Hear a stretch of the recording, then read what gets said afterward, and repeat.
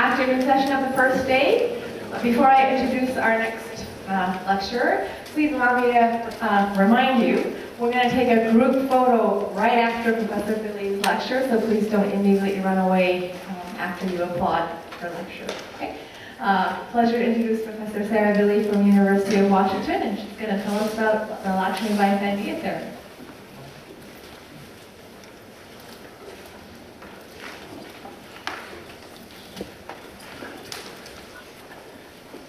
Can you hear me if I speak like this? Check the mic. Okay. Minasan, kokoro o komete kansha shimasu. Greetings to all of you, and with heartfelt thanks. I'm very happy to be here, and I'm very happy that you're all able to come to talk about Schubert calculus and related things. I want to specifically thank the scientific committee and the organizing committee, because I know it takes a tremendous amount of effort to put these kind of conferences together, so thank you for your efforts. Thank you to Hiroshi Naruse for his invitation and the kind help that he gave me along the way preparing, and the Mathematical Society of Japan for their funding, and I guess to the MSF too. So, I think since the conference is entitled Schubert Calculus, I felt compelled to say why I'm not talking much about Schubert calculus, if at all. So I wanted to give you the background of why I used to work, a long time ago I was doing some work in Schubert calculus, and it came to my attention that I really needed to understand the geometry much better.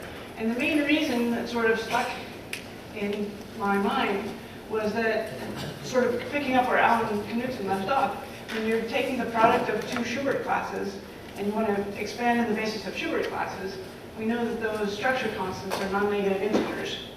And the reason we know they're non-negative integers is they actually count something. They count the number of points in a triple intersection of Schubert classes. Or, sorry, in terms of this triple intersection of Schubert varieties. So simultaneously, this is a combinatorial interpretation because it's counting something, and a geometrical statement because it's the intersecting three varieties. And so in order to study this problem, I think we all need to understand Schubert geometry very well. And this is what brought up my interest in the topic at hand. So, as you probably know, when you're doing Schubert calculus on Grassmannians, we have a lot of wonderful combinatorial tools.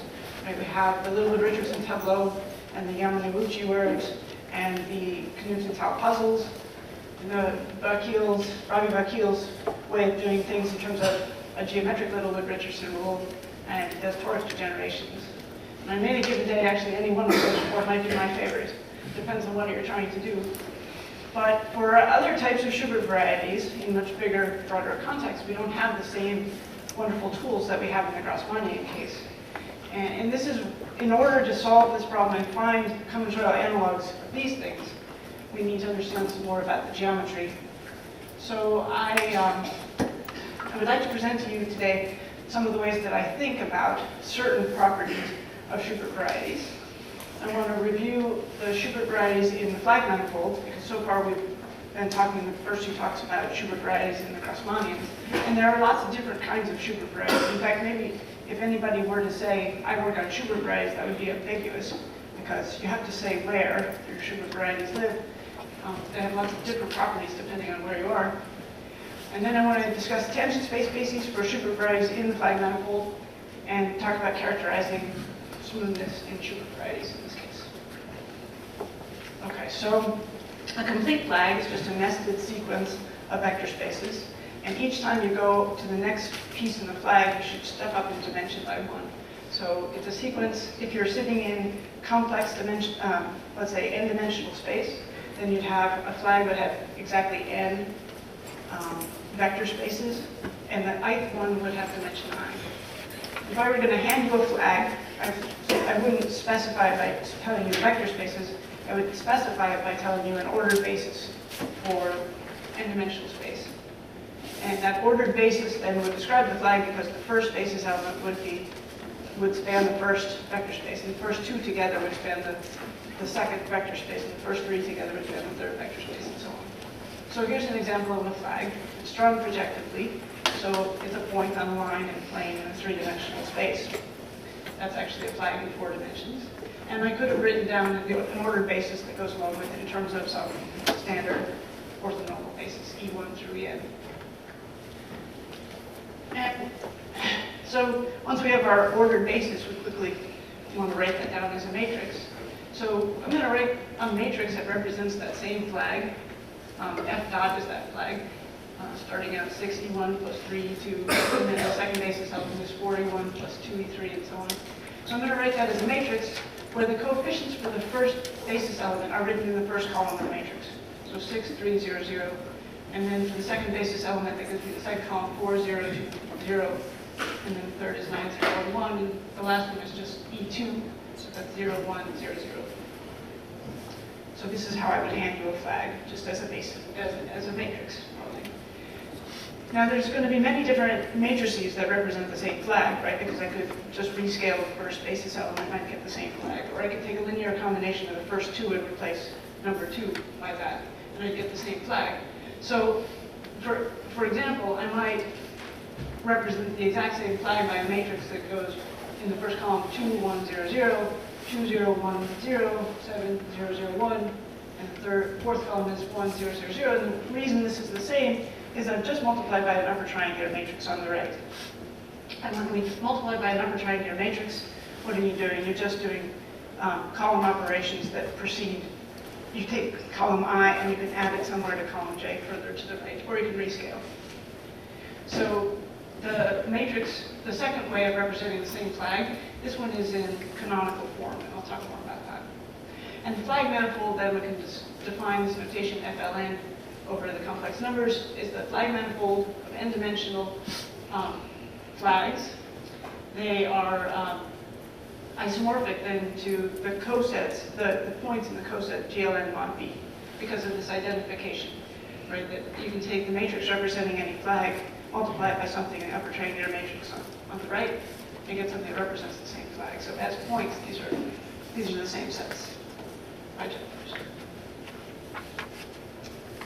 All right, so like I said, that second way of representing F dot, that's the flag, is in canonical form, and that's very important here to have a canonical form. In fact, it's always important to have whatever set that you're talking about. If you have a canonical form for something, this makes it much easier to put on a computer. And a good example of that is the hypergeometric series. I don't know if you've studied those at all. But the reason that they are amenable to computer proofs, like using the Trossek-Wilt-Zeilberger method, is because there is a canonical form. The same thing we have going on here. It's an important piece of the story. So the canonical form will be found by reducing your matrix into a certain column echelon form. You look in column 1, you look for the lowest non-zero thing, you rescale that to be 1, and then you use the first column to zero out everything to the right of that 1. And then you go to column 2. You look for the lowest non-zero thing now after you've used column 1, and you find the lowest non-zero thing, rescale it to be 1, and then use it to zero out further to the right, and so on. The matrix that you get at the end of that process is the canonical matrix representing your flag. And every matrix that has that form where there's some leading ones in the positions of a permutation matrix, zeros below, zeros to the right, that would be a canonical matrix for some flag. All right, now I also want to define the position. The position is basically the permutation that I just mentioned, is where those leading ones are. But you can think about it too as the position of this current flag, F dot, with respect to the original flag in terms of the standard basis, E1, E2, E3, and so on. So here I've drawn the standard flag in blue, and F dot is the flag drawn in red. And because the first column has 2 non-zero entries in the first 2 positions and then zeros below, we know that the point, the special point in the flag, that's the one-dimensional space in that flag, lives on the blue line, because it's in the span of E1 and E2. And the red line lives in the blue plane because the second column only has non-zero things in the first 3 entries. So the position is going to determine the relative look of this. And every other flag, F dot, that has the same position is going to look basically like this one that I've drawn. So the position is a permutation. Now, as a combinatorialist, I think about permutations in many ways simultaneously.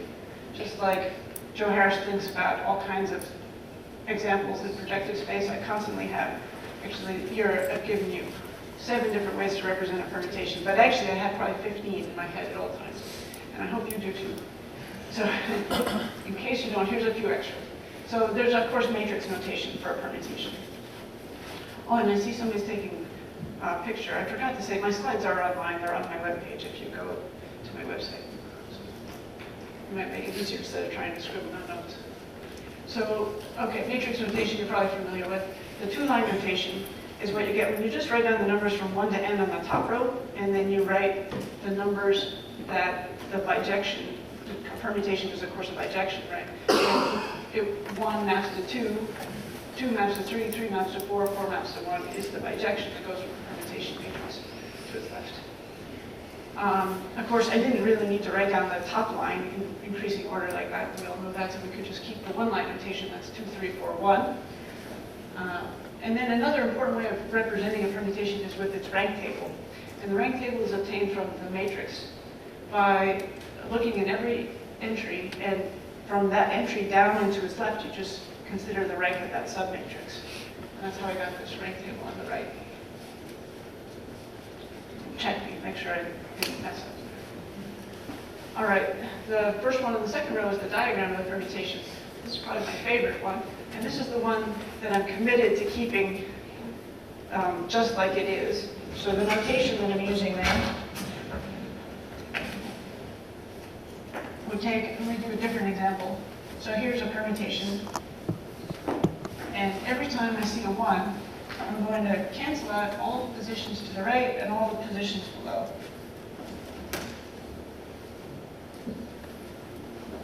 And anything that's left, looks like I have a few positions that didn't get canceled right here and like that.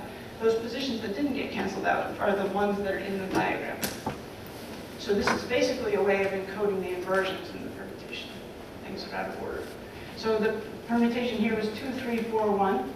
And so everything from position 1, 2 over got canceled out and below that, and so on. You see how to put the permutation matrix on top of this and then do the cancellation. So the 3 stars that are left are the ones that are in the diagram.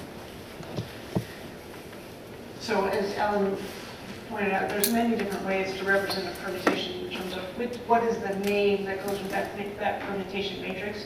It could have been 2, 3, 4, 1, or I could have maybe called it 4, 2, 3, 1 by reading out where the ones are in the columns instead. We constantly have to deal with this ambiguity. There's at least 8 ways to represent to sort of name a permutation. And the one that I am committed to is that this is the diagram of 2, 3, 4, 1. So, but if I mess that up, then you should yell out. I don't want to do that. Okay, now in addition to the diagram, I also like to think of a permutation as a string diagram. So this is just somehow a recording of how the numbers from 1, 2, 3 in order got permuted, and you just attach the 1 at the top with the 1 in the bottom by some line. And you attach the 2s and you attach the 3s, it doesn't matter the line. The line should progress weakly down, and there's no more than 2 should cross in any one place. And I would prefer to do it in a reduced fashion so that any 2 strings that cross only cross once, and never recross. So that would be the string diagram. And once you have a string diagram, you can kind of consider the path and time of exactly which strings are crossing. And at any time, only 2 adjacent strings are crossing. So if you're, at that point, you're interchanging the ith and the ith plus 1 string, I'm going to record that with an I on the right in a reduced word. So in this case, the first and second strings cross, the second and third, and then the third and fourth. So that's recorded by a reduced word, 1, 2, 3. All right. And now we can collect up all the flags that have the same permutation as their position with respect to the original given basis and fixed flag E dot. So let's call that C sub W. That's our Schubert cell. That's the analog of the Schubert cell in the flag manifold. And I could also define that as a set of all flags where the dimension of the ith piece of the E flag and the jth piece of the F flag intersect in dimension equal to the rank, the entry of the rank table in position ij of the permutation matrix W. So for example, the flag that we started with, the one whose one-dimensional is spanned by 2E1 plus E2 and so on, that one sits inside which Schubert cell? It's the one indexed by, did I do this right? 4, 1, 2, 3. Right, that's that diagram. So it's different than the one on the previous page, but this is the set of all matrices or flags that have the diagram with those 3 stars in it. And that's why I like the diagram so much. It sort of gives you the Schubert cell right there. And then I should have added to that, actually, this is a little bit of a typo. I should have added to that Schubert cell where the 1s are in the permutation matrix, because those 1s have to be there too. So I'll fix that in the slides. All right, some easy observations then that come from this. Number 1 is that the number of inversions is equal to the dimension of this Schubert cell. The inversions are just the places I less than j where wi is greater than wj. I'm going to denote that by L of w on the far right there. That's the length of w. And another thing that's easy to see once you spit out matrices in front of you is what happens when you multiply on the left by an upper triangular matrix. Well, this is really nice to look at sometimes in symbolic algebra package, because if I have a permutation matrix and multiply on the left by an arbitrary upper triangular matrix, well, what happens to it? You can see that the lowest non-zero thing in each column is in the same positions as the permutation matrix. So it doesn't change the Schubert cell when I multiply on the left by an upper triangular matrix. So we get that each of the Schubert cells is actually the orbit of a permutation matrix. All right, and then if we take the closure of that Schubert cell, just like in the Grassmannian, you take the closure in the Zariski topology, then you get the Schubert varieties. And I'll denote those also by x of w. And the rank conditions for the Schubert variety just change to be an inequality again instead of an equality, as in the Grassmannian case. So you do have to check that taking those inequalities like that does not get you anything extra, but it works. Okay, so we have, let me check this matrix. What if I have the permutation matrix going with 1, 4, 2, 3, and I have a couple stars in there in the places of the diagram of permutation. So anything in that Schubert cell I'm claiming is in the Schubert variety indexed by 4, 1, 2, 3. And do you see why? There's a couple of ways you can see why. Pictorially, maybe, is the first way to do it. So everything in the Schubert cell on the right-hand, the Schubert variety on the right-hand side. Actually, let me say the Schubert cell on the right-hand side. Don't take the closure. It's of the form of the picture here on the right. Right, that's the one that we looked at already. The Schubert cell on the left is all the matrices and flags where the blue dot and the red dot actually coincide. The first flag element is the same. And so why is this one in the closure of this one? Well, among the ones that is in the Schubert variety indexed by 4, 1, 2, 3 are the possibility where that red dot has just slid all the way up until it's actually a blue dot. That was the only one that got eliminated sort of among this class. So sure enough, that one should be in the closure. And you can also think about it in terms of determinantal equations. So whenever you have a rank inequality like this, it means that certain minors in matrices representing points in the Schubert variety should vanish. And so you can just check that the minors that vanish, the lower left minors that vanish on the Schubert variety on the right-hand side also vanish on the left-hand side. All right, so this closure relation then on the Schubert variety gives a nice partial order. And here's how it works. So your Schubert cells are B orbits, right? So then the closure should also be B invariant.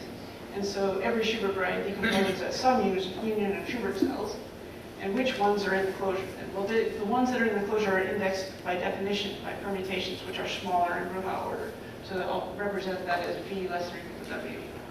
And the Bruhat order has a very natural description in terms of permutations. It's just, well, first of all, to look at two permutations that differ just by a transposition.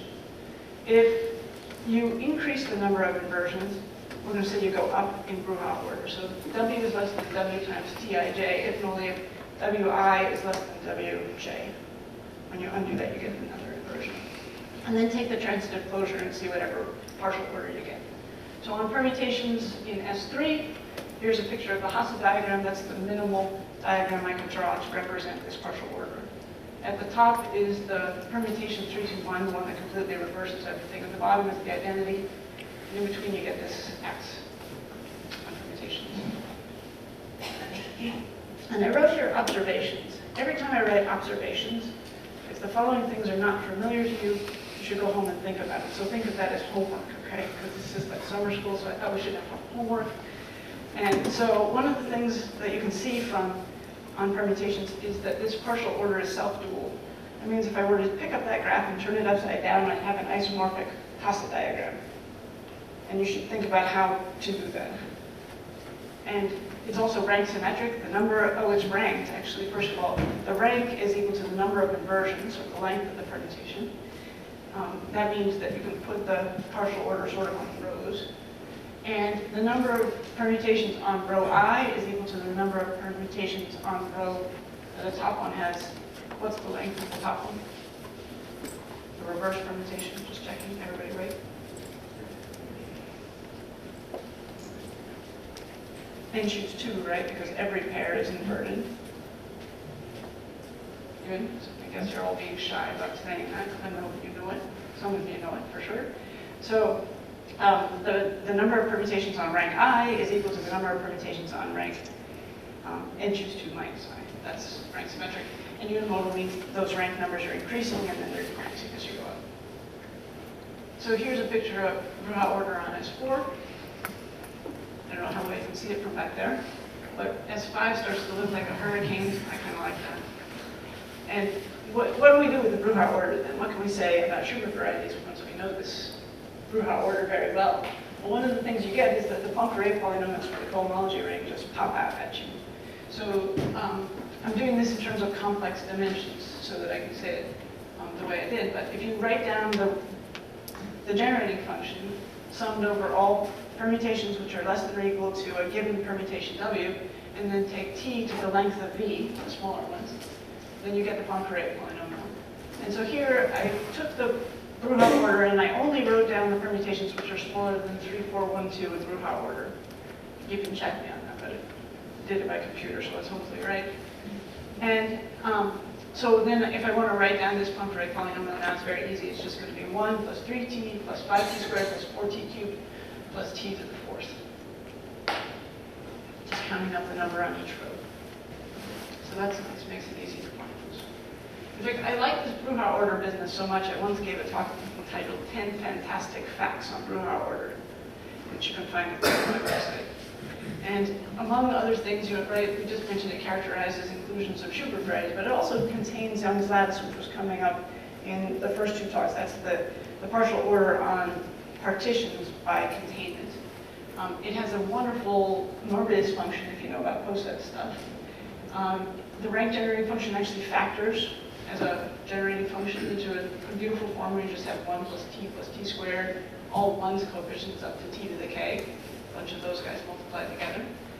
It's related to the composition series for Verma modules, and its order complex is shellable, it just goes on and on. But the most important to me is that number 10, it's amenable to pattern avoidance, and that's where we're going with this. So you can read more about that. But here's some more observations. So one of them is that the boundary of a Schubert variety is always codimension 1, because there's always something right below a permutation in Bruhat order. Another thing is that the Schubert cell, C sub W, is going to be a dense open set inside of the Schubert variety that follows from the first time. Well, actually, assuming that you know that the Schubert cells are open, but they're open because rank conditions, when you say they're rank 2, the rank of a matrix G in every position is equal to the rank of the matrix W in every position means that certain determinants don't vanish, so it's an open set. And the rank conditions for the closures being less than or equal to give rise to closed sets. And also the Schubert varieties are projective varieties. You can embed them into projective space by Kluger coordinates, and that's just, Kluger coordinates are easy enough to say, but I wouldn't want to write one down because you'd have to write down every single minor of every submatrix looking down into the left, so there's another. All right, there's a few more facts to think about here too. The longest permutation, the one that reverses everything, let me call that W naught, being consistent with earlier lectures too. Then the GLN1B, the whole flag manifold, is actually a Schubert variety itself. It's the one indexed by X and by W naught. And the point W naught, that's the anti-diagonal matrix as a permutation, it has a nice affine neighborhood. It's the Schubert cell indexed by W naught. So its dimension is n choose 2, and it has a local coordinate system. And so this means that every other point also has a local coordinate system. It's obtained just by taking that big upper triangular matrix, or I guess not upper triangular, but you have an anti-diagonal, stars all above it, be what the diagram would look like, and you just move that neighborhood around to your whatever point G you're talking about. So you get a nice local coordinate system around every point, and because GLN acts transitively on the flag manifold, so since one point has a nice local coordinate system, all of them look the same way, and the flag manifold is actually a manifold that way. And in particular, it's smooth, so it has no singular points at all. They all look alike. Okay, so check all those things. I'm kind of assuming them in the background. So then it brings up this good question, which of the Schubert varieties are smooth? So we know the one indexed by the longest permutation is smooth, but what other ones are? Well, okay, let me be a little more concrete. So a point on a variety is singular if the dimension of the tangent space is too large, right? That's like if you have a cusp, then you have a two-dimensional tangent space at the cusp, but one-dimensional at all the other points. So I guess I wrote it the other way backwards. So P is smooth. P is a smooth point of X, or non-singular is a synonym, if the dimension of the tangent space is actually equal to the dimension of X. And one way of testing if you have a smooth point or not is to look at the Jacobian matrix. So if you have an affine variety, which you might as well assume you have an affine variety, because locally, we're only talking about a local condition anyway. If you wrote down polynomials that define where that matrix, or sorry, that variety vanishes, then you could get the Jacobian matrix by taking all the partial derivatives of those generators. So if your polynomials are f1 through fk, you take all the partial of fi with respect to xj, all your variables. And then the null space of that matrix is the tangent space. So the rank of that matrix is equal to the codimension of your variety if and only if x is non-singular at p. Okay, so given that criteria, then we could write down all the equations for Schubert varieties, all of them if we wanted to, and we could compute the Jacobians and evaluate at all the points. And that's one way to figure out which Schubert varieties are smooth. It's a one-at-a-time kind of process, but there are some simplifications. So one of the simplifications is that if you're looking at a point and it's in a particular Schubert cell, C sub B, and all of that C sub B cell is sitting inside a Schubert variety X sub W, then that point P is going to be singular if and only if every point on the Schubert cell is singular. And that's just because of the B orbit. Every point in C sub B is going to look the same as with respect to the Schubert variety. And in fact, the singular points are closed because something is singular if the Jacobian matrix satisfies a certain rank condition, right? So once again, there's some determinantal conditions that define the singular locus of a Schubert variety. So if a point on a Schubert cell is smooth, then the point on that same Schubert variety is smooth. And everything going down to the closure is singular. So we have a Schubert variety is completely smooth, no singularities at all, if and only if it's smooth at the identity matrix, because that identity matrix is common to all the Schubert varieties. So this really helps to check then, because now instead of checking every single point on a Schubert variety, I just have to check one point on the Schubert variety to see if it's smooth, and I'll know the whole thing is smooth. All right, so how would I check if a Schubert variety is smooth at the identity? Well, I need to take local coordinates around the identity matrix, and then consider the equations that define that Schubert variety and apply the Jacobian criterion. And to get a nice set of generators for the ideal to vanish on the Schubert variety, there's a nice test. A nice way of doing this using Fulton's essential set. And I'll draw it over here. It's related to the diagram of the permutation. But if I took the same permutation matrix, this is the diagram.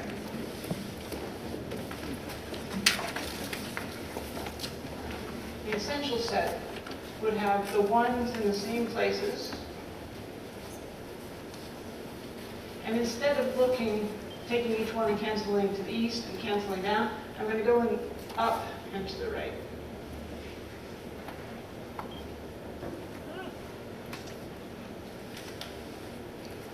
And now everything that's left would be something that looks like a diagram of a permutation. But the pieces that are have nobody above them and nobody to the right of them are the ones that are in the essential set. What's interesting about this is, so you've identified certain squares in this matrix. Those are the rank conditions that you really have to check. You don't actually have to check the rest of them. You get away with just these.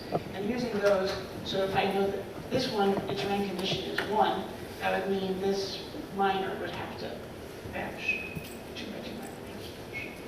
All right, so by using that, I was able to say what the equations are for the Schubert variety 2413. I didn't happen to do 2413. So 2413. So I need to check this. These two positions will have to have rank 0, right? So that means the variables x41 and x42 have to vanish. And then there's another one here,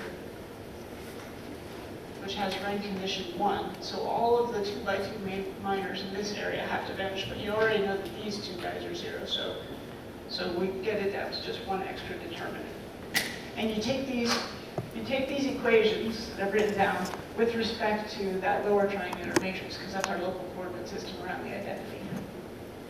Okay, so there's some equations that define the Schubert variety, and the Jacobian criterion says, write down the Jacobian matrix, take the partial derivatives with respect to all the variables. In this case, there's 6 different variables,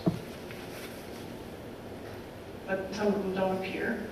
And then evaluate the Jacobian matrix at the identity, so set all of the variables if they do exist to 0, and we get something that has rank 3. And 3 is exactly what we wanted to get because that's the code dimension of the Schubert variety. Oops, 2413. It's right there. I decided to change things, so that's actually a typo here. This 3142 should be 2143. All right, so you guys can go home and do that, right? Okay. So what about 3412? Is that a smooth Schubert variety? Well, you go through the same process. You write down the equations. In this case, there are 2 equations that are necessary. The x41 has to be equal to 0 and a determinant of the equation. I write down the Jacobian matrix. And I don't actually even have to take all the partial derivatives in this case to show them to you, because whatever they are, every term in there is going to be quadratic. So they're all going to depend on some variables, right? All of those derivatives. And when I put in the identity matrix, those are all going to vanish. So the second row of this Jacobian is all 0. And I get a matrix that's rank as 1, but it should have been 2. And so we have a singular Schubert variety. 3412 is not smooth. All right, so that's a good approach, but it really requires a lot of hands-on calculations for me. And so I have a different way that I like to think about smoothness, and that's in terms of the tangent space basis for the Schubert varieties. And this uses Lie algebras.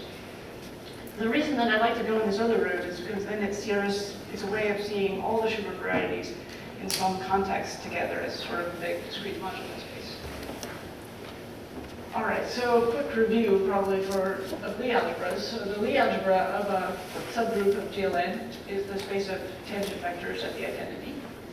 It sits inside of all of the n by n matrices over whatever field you're in, so we're still working over complex numbers, but whatever field. And this subgroup is a linear algebraic group if it's a subgroup of GLN and it's defined by polynomial equations. So if some useful facts about linear algebraic groups, like following Humphrey's book or something, is that the connected component of the subgroup H containing the identity can be recovered from its Lie algebra. So the representation theory passes over very nicely.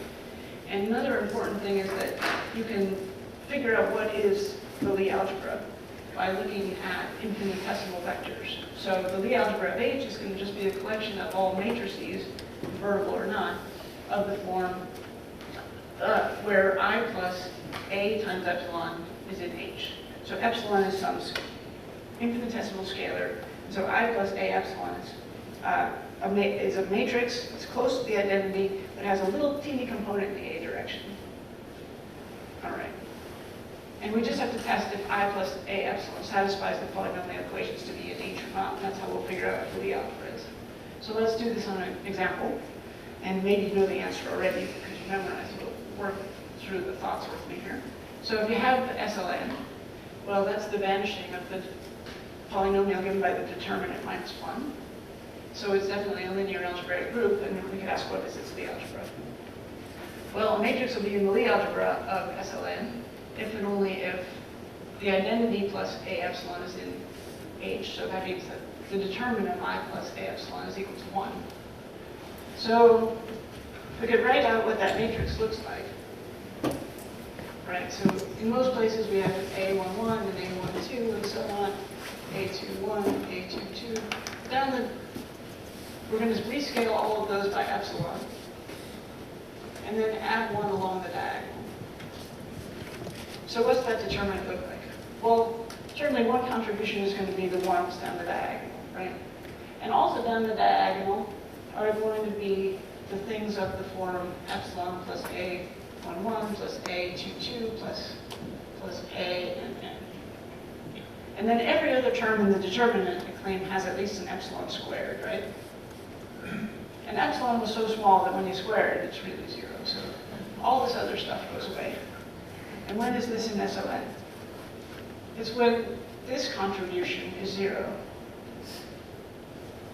So that's when the trace of the matrix is equal to 0. So we computed it. There's the Lie algebra of SLN. It's just the trace 0 matrices. Right, from the first principles. All right, so then could you write down a basis for those matrices? The trace 0 matrices? Sure. It's all the matrices where there's some 1 in an off-diagonal position. Those would be good ones. And then along the diagonal, what can you do to get a trace 0 matrix? Well, you could look at 2 adjacent positions, right? And put a 1 in one entry and a minus 1 in the other entry, so they cancel. So those are the 2 kinds of matrices we're going to have for our basis. So EIJ is just the usual notation for the matrix with a 1 in position ij and 0s everywhere else. HIJ is a diagonal matrix with position 1 in position HII and minus 1 in position HI plus 1, or I plus 1, I plus 1, 0s everywhere else. Great. So we have a nice basis for that vector space. The algebras are always a vector space. And what about, we asked a different one, what about the Lie algebra of the upper triangular matrices, which are also determinant 1? Could you find that, the algebra?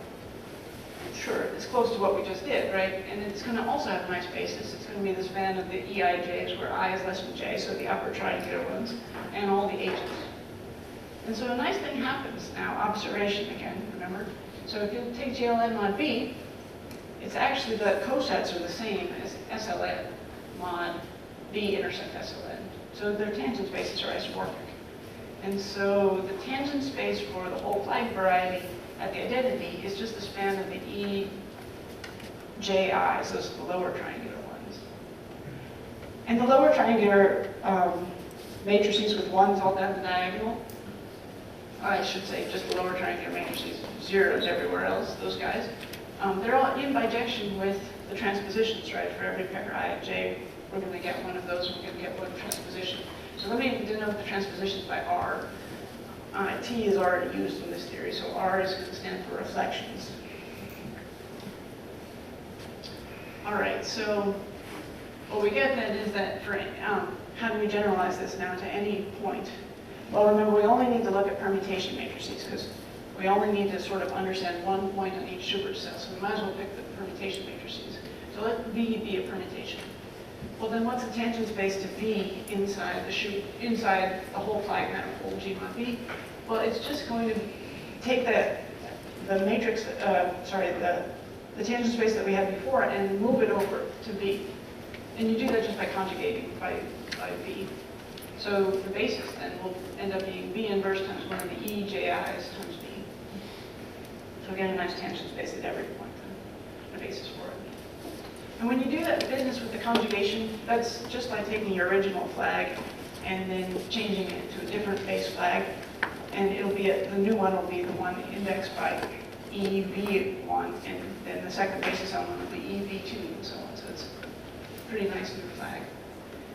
Okay, so a couple more easy observations. When I conjugate one of those EJI matrices by a permutation matrix, it's useful to notice that conjugating by B, we get E sub B I comma Bj. That the B's kind of go away that way. So it's just going to be another matrix with 1, 1 in one position, zeros elsewhere, but it may no longer be lower triangular. And also for the next slide, it's useful to notice that if you take a transposition multiplying it on the left times B, and the index set there is Bi and Bj, then that's just the same as B times the transposition Tij. So check those things too. All right, so then there's a lovely theorem then characterizing the tangent space basis at any permutation matrix inside a Schubert variety. So the notation there, TV of XW, is the tangent space to the variety Schubert variety XW at the point B. And the basis is just going to be given by all those capital E sub Vj, Bi's, where V times the transposition Tij is less than or equal to W. That's all there is to it. You just check, it's just Brouwer order. So that means it gives us a nice test then as a corollary for the dimension of the tangent space. And that's just going to be count up the number of these transpositions. So what's the proof? The proof is actually, now we pretty much did it. That's why I kind of walked you through this whole process, is to see the proof of this. And that is, the Schubert variety XW is sitting inside the flag manifold. It's actually sitting inside, remember the flag manifold itself is a Schubert variety. So that means the tangent space is sitting, the tangent space at V inside the Schubert variety is contained in the tangent space at V in the bigger one. And so it's more or less a matter of just figuring out which of the basis elements for the bigger one exist and which of them should be eliminated. So we only have to check which of those E's have the property that E plus, that the identity plus E sub J Bi is in our Schubert variety. At the same criteria that we tested here, when does one of these infinitesimal vectors live in the variety? Okay, so if you're talking about V being the identity permutation, this is particularly nice. So I'll walk you through this one. If you look at when is a matrix in a Schubert variety? Well, it's when its rank conditions are satisfied, right? So what is the rank of, let's say, the matrix I plus E52 times epsilon? So that's just, I stuck an epsilon in one position. And the ones down the diagonal are there because it's the identity matrix, or the identity permutation. And that matrix has the same rank as another permutation matrix. Every matrix has the same rank as another permutation matrix. So in this case, it's the one which corresponds to the transposition. And it's the transposition that's given by switching the I and the J corresponding to where is the one above the epsilon and where is the one to the right of the epsilon. Switching those two rows is going to give you the transposition T52.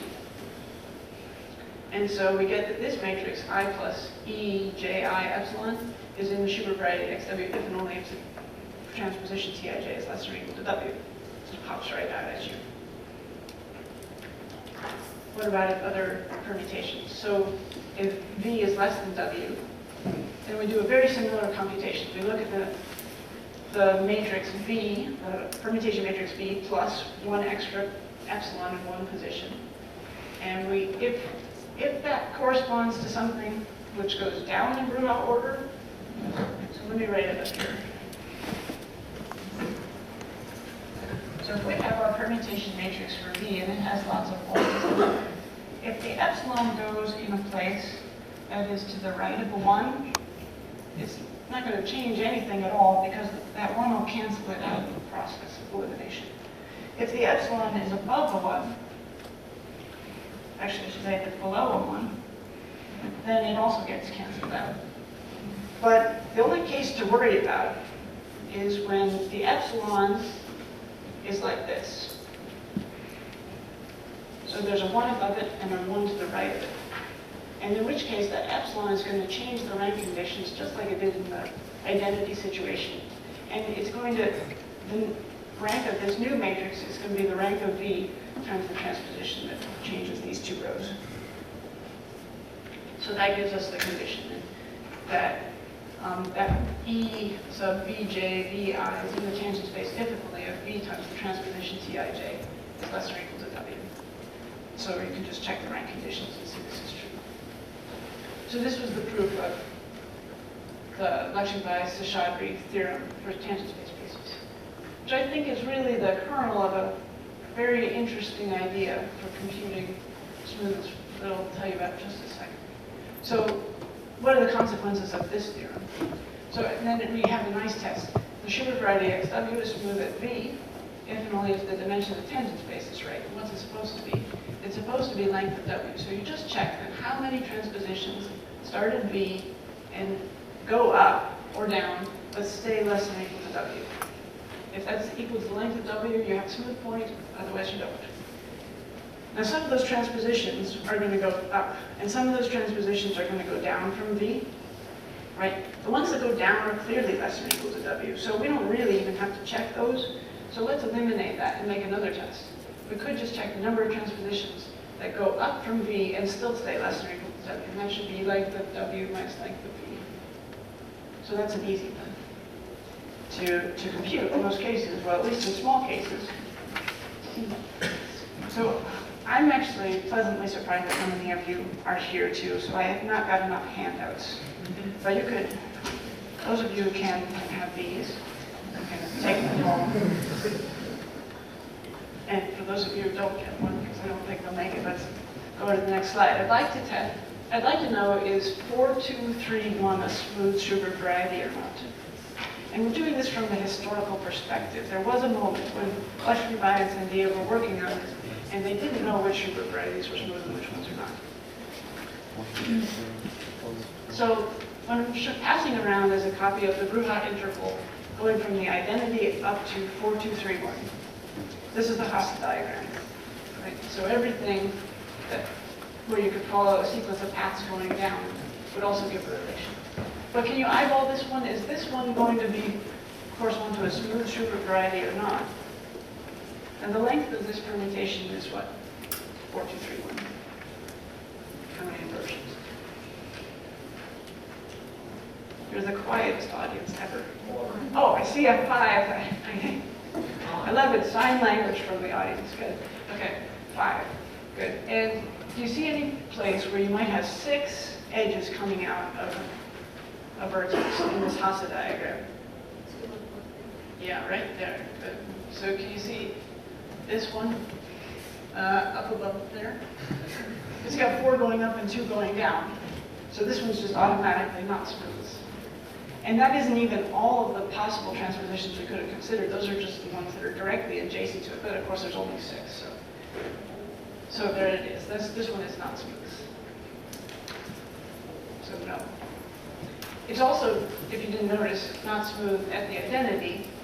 But that's because we'd have to consider how many transpositions are below 4231.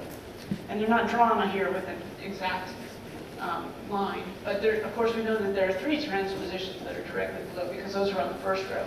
But what other transpositions are below? Well, there's also 321, right? And what else? What other things are transpositions? I guess 1, 4, 3, 2. Anything else?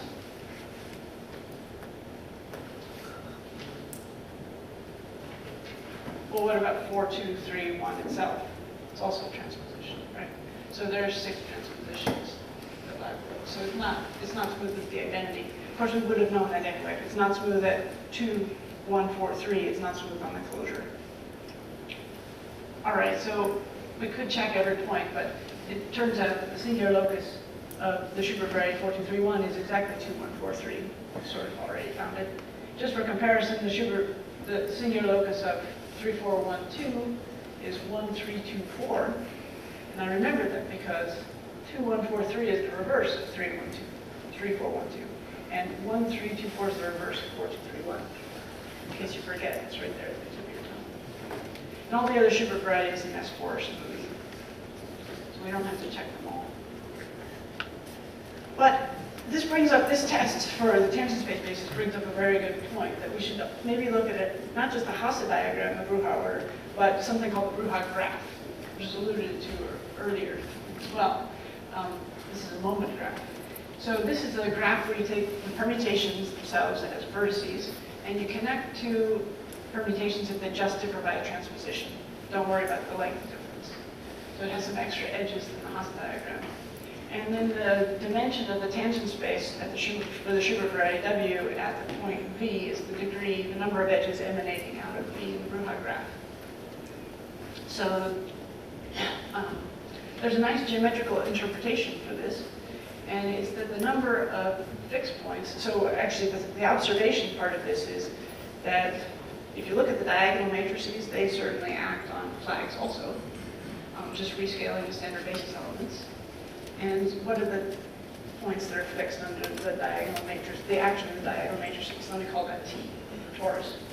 Well, those are going to be exactly the permutation matrices, so you should check that. The permutation matrix is the only T fixed points. And if you look at the one-parameter curves obtained by going from the permutation V to another permutation V times its transposition Tij, and you allow the star to vary over any complex numbers. So the star is multiplying one of these basis elements from the Lie algebra, again, Ej, Vi.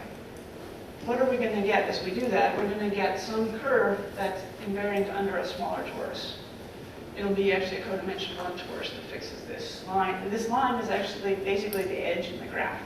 So this geometric interpretation sort of is a way of looking at the side manifold and finding the Bruchau graph inside of it. So here's a picture of the Bruchau graph for 4, 3, 2, 1. That's on the back of your handout if you have one. And you see the extra edges there. Very important structure. So this is motivation. The Bruchau graphs are motivation for the GKM spaces in some sense that were studied by Goreski, Koppitz, and Pearson. And they're looking at symplectic manifolds with the torus action and some nice extra conditions. They have a discrete set of torus fixed points, and the curves connecting those fixed points are invariant under some codimensional tori. So then people can ask, what can you say about these manifolds just by looking at the graph?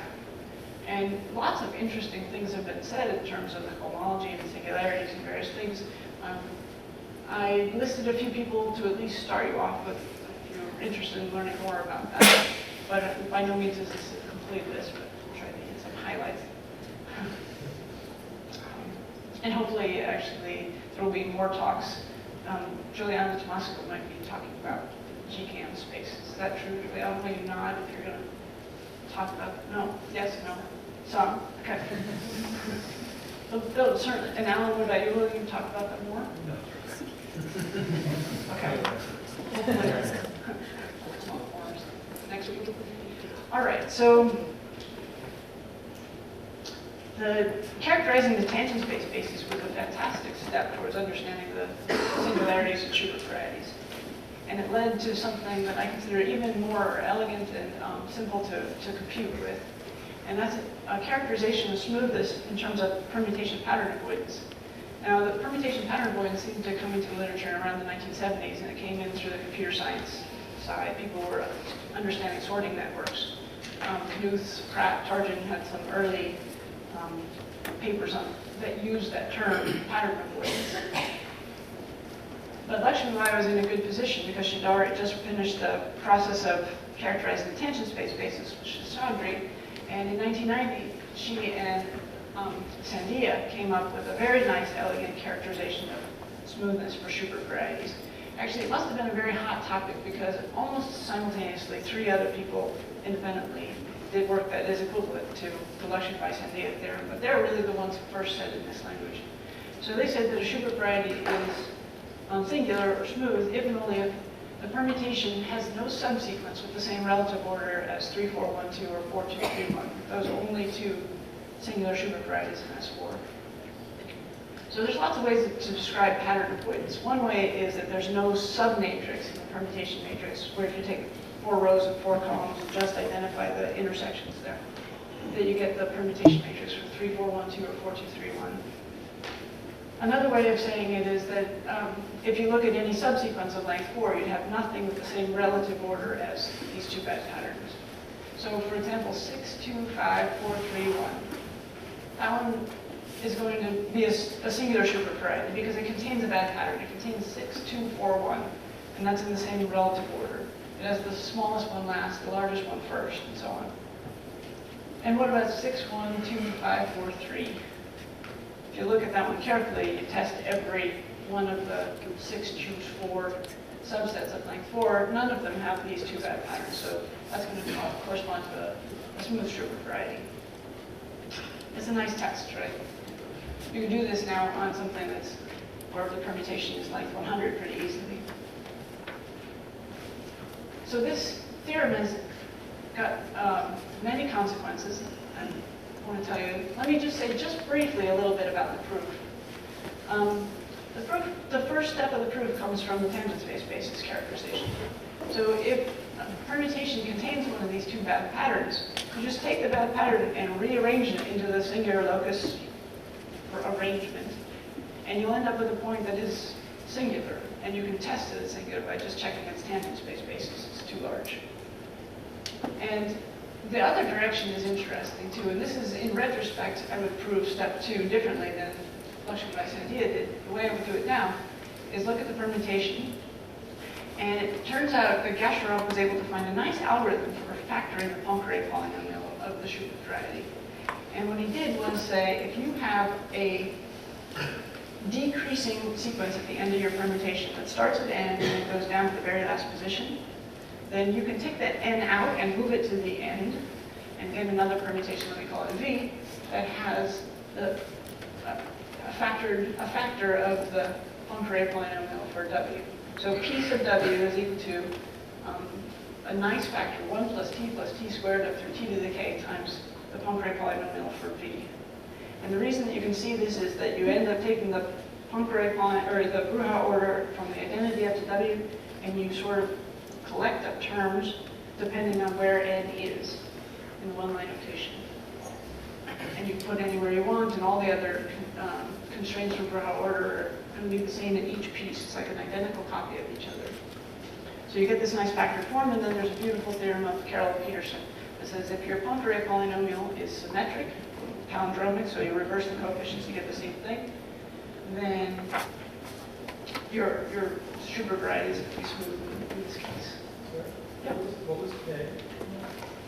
K is something. It's going to be how far is n from the end, but it's going to have this nice factored form, and if it has this factored form for any k, then it's going to be palindromic and used. So try this out a couple times if you can, actually. So there's two ways to do it. Either w is going to be decreasing to the end, or if w inverse is decreasing to the end, this is going to be true. And the reason you can use induction is when you take n out, you're left with a permutation that still doesn't have any of the bad patterns, so you can do it again until it's all the way down.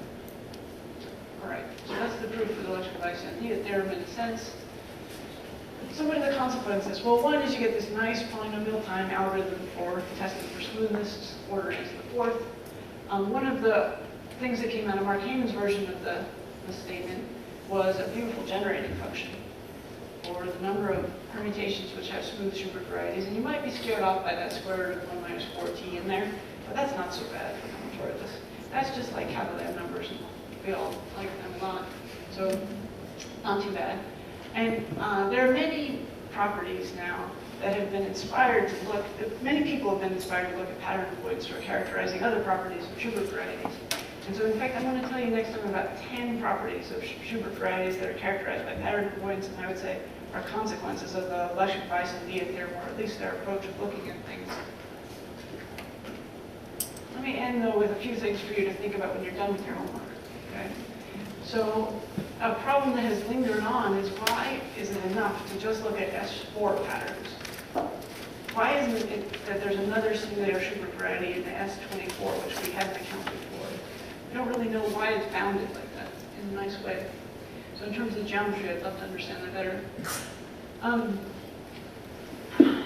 problem that's could be very interesting is to characterize which of the intervals from the identity out to W are not just smooth, that have that self-dual property that the whole Bruja order has. So there are quite a few of them that can do this, but not 4, 5, 3, 1, 2. Oh, sorry, 4, 5, 3, 2, 1. If I said it the other way, it is singular. But this one, 4, 5, 3, 2, 1, is a smooth, index is a smooth Schubert variety. But if you take its Bruja interval and turn it upside down, it's not self-dual. So I believe that might be a pattern avoiding property too. So I'd love to understand that more. And the reason I was looking at number 2 is because actually Victor Ender had asked a question for number 3. And among the self-dual permutations, the one that do have this property, how can we realize the Poincare duality for the Schubert variety in terms of the Schubert classes, like Schubert polynomials or something in a nice way? So those are some things to think about. Other questions?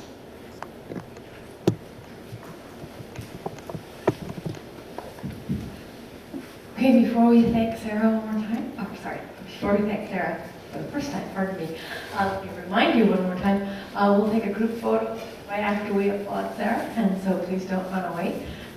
And